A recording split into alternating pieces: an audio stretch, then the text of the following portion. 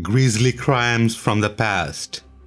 The last moment belongs to us.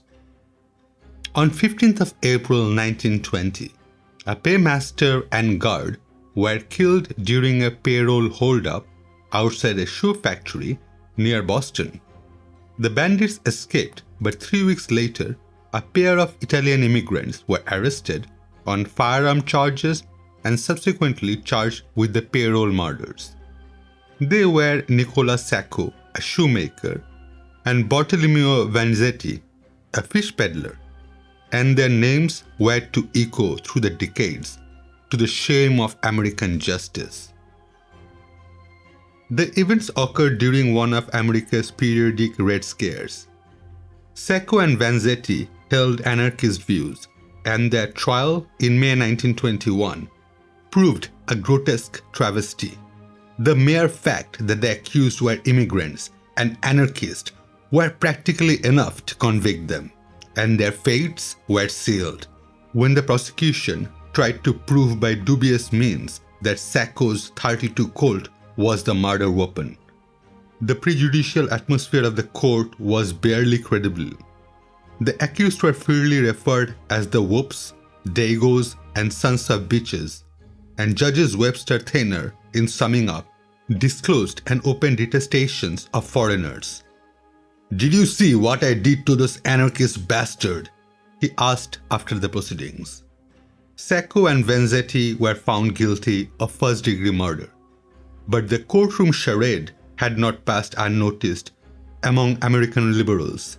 The immigrants' case became a cause célèbre, and through the next 6 years, a campaign for retrial gathered grounds on both sides of the Atlantic.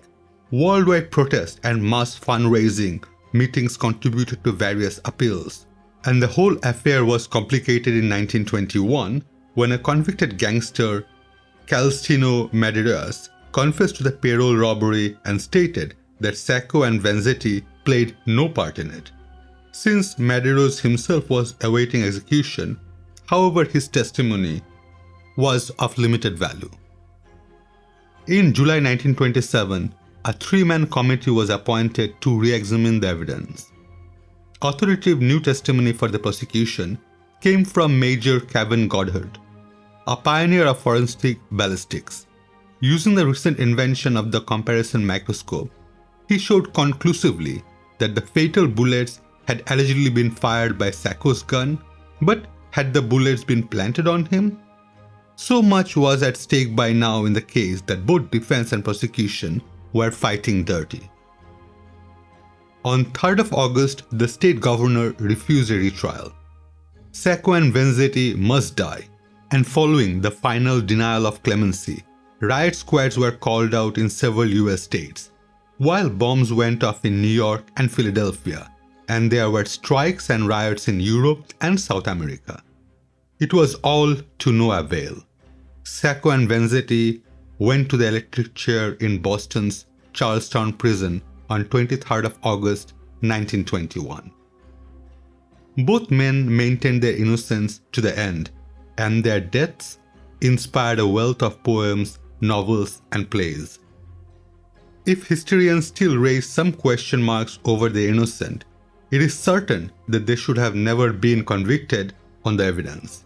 In 1977, a special proclamation by the governor officially cleared their names.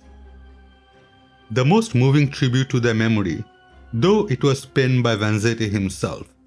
In a statement written before his death, he willingly accepted his martyrdom.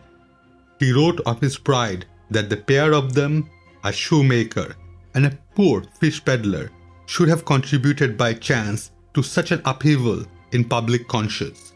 Never in our full life could we hope to do such work for tolerance, for justice, for man's understanding of men as now we do by accident.